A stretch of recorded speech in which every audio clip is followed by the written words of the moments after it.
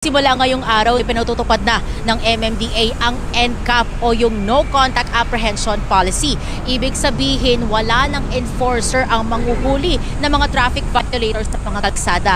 Matapos ang partial lifting ng Korte Suprema sa naunang Temporary Restraining Order noong August 2022, sa hiling ng Metro Manila Development Authority o MMDA, muling ipinapatupad ang No Contact Apprehension Policy o NCAP. Sa ilalim nito, wala ng enforcer na manghuhuli ng traffic violator.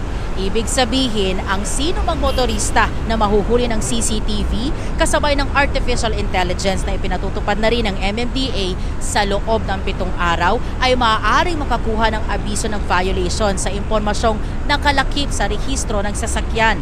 Ipatutupad ang NCAP sa mga kalsada na saklaw ng MMDA at hindi na mga LGU. Yan ang mga circumferential at radial roads gaya ng EDSA, C5, Commonwealth Avenue, Aurora Boulevard at Rojas Boulevard. Nilinaw din ng MMDA na hindi ipatutupad ang NCAP sa mga lugar kung saan may problema sa mga traffic signage o mismong lane sa mga kalsada.